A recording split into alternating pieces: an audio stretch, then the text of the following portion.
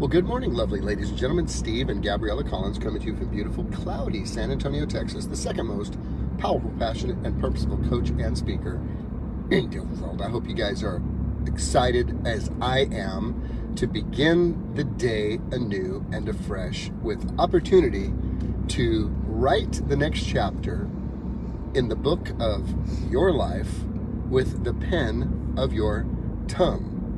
Today's conversation is being built around a twist on a statement that you hear out there, which is what you see is what you get. Well, what you see is what you get. If you've ever gone to a store to buy something owned by an individual or an antique store, it's what you see is what you get. You buy anything anywhere, the salesperson may say, what you see is what you get. So I want to put a twist on that this morning, talking about the power of our words. And the statement today is what you say is what you get. What you say is what you get. Now, I am taking this in a context of both theology and philosophy and psychology, because believe it or not, the foundation of all principles that work typically is theologically based or scripturally or biblically based. Principles last forever. Ideas come and go. Principles are universal. Ideas tend to be regional. So when we think about the things that are most important, that have the greatest potential impact on our lives, it helps for us to have a knowledge of and an understanding of the principles and the foundation of these principles. What you say is what you get. There is a particular verse in the Bible in Joel chapter 3 verse 10 that says, let the weak say I am strong. When I had a conversation with my son about the power of what you speak, the confession of your mouth, what you're declaring, what you're saying, what you're speaking, particularly about yourself, and then of course about others, has tremendous power. Life and death are in the power of your tongue.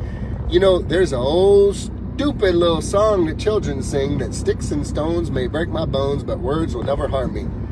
An idiot must have written that, because that is the absolute untruth, total lie. Those of us that get hit with a rock or a stick will recover with the bruise a little bit later, but some of us are carrying the wounds of words spoken to us from the time we were children.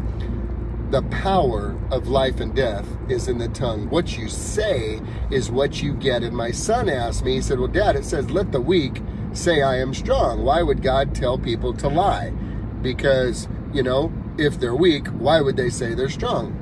And it opened up the conversation. And the conclusion with my, at that time, 10-year-old son was this. I said, well, son, I think he's wanting us to understand that we have the ability to change our circumstances by changing our conversation. We have the ability to change our environment by changing our conversation. We have the ability to change our relationships by changing our conversation. Let me give you some declarations that many people make that may very well be defining the facts. Not necessarily the truth, the facts. Not necessarily the truth. The facts are different than the truth. When the truth shows up, the facts have to bow the knee to the truth. It's just the way that it is. The fact is Lazarus was dead. The truth showed up. He rose again. The fact is Bartimaeus was blind. The truth showed up. His eyes were open. The facts will always bow the knee to the truth. But you must know the truth before that truth can set you free. So I said to Joshua at that time, I said, we have the power to speak into a circumstance the potential available to us without having to be in agreement with it. So what do you hear most people say? Well, we're just broke. Well, nothing good ever happens to me. Well, I can never catch a break. Well, things just don't work out for me. Well, I'm just going to tell you that works for other people. That weight loss stuff, I tried it once. It doesn't work for me. It just works for other people. Well, you know, if I had more education, I'd do better. If I had more money, I'd do better. If I had more time, I'd do better. What you say is what you get. Those are limiting beliefs manifested in limitation statements. And what you say is what you get. You perpetuate what you speak. And when you perpetuate what you speak, you, my friend, are what we call bound up. Do you want to be free and not be bound up? Well, let the weak say, I am strong. You speak the potential to the situation. I love the fact that I remember everybody's name. I love the fact that I'm amazing with mathematics and finances. I love the fact that I know how to handle situations with my wife and teenagers without losing my temper. I love the fact that I know what to say at any given moment because I have spent a lot of time learning and practicing and applying these things in my life.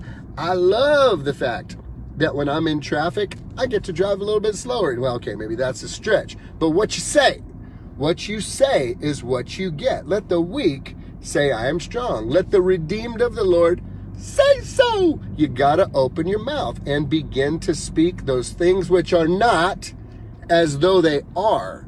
As you begin to declare by faith, activating that faith, speaking this into existence, recognizing that you get this because you have the DNA of yo daddy.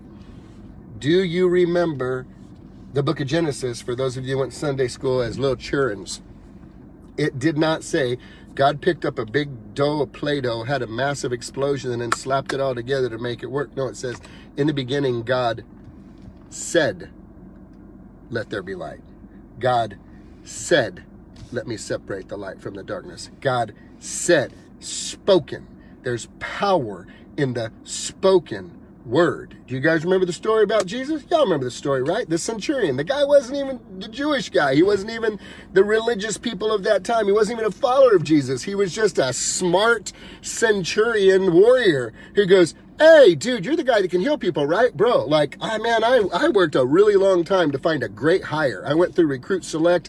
I did Train, Lead, and Motivate. I studied everything I could. And I finally got a great servant in my household. He runs everything. I don't have to worry about anything. The dude's dying, man. Like, could you hook a brother up? Could you help me out? Could you help me? Could you help me, Jesus? Could you help me? Jesus goes, yeah, I'll help you. No problem. Where's your house? And he goes, no. You don't have to go to my house. You see, I'm a man with authority.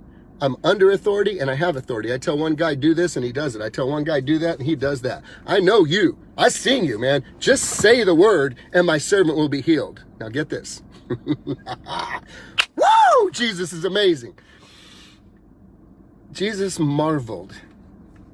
You know how cool you have to be for Jesus to marvel at you? It's good stuff, man. It says he marveled. Jesus marveled at the man and said, I have not seen such great faith in all of Israel. Be it unto you according to your faith. And from that moment, the guy's servant was healed. He just said, just say it. Just say it. What you say is what you get. Just say it. Jesus will be done. You have that DNA.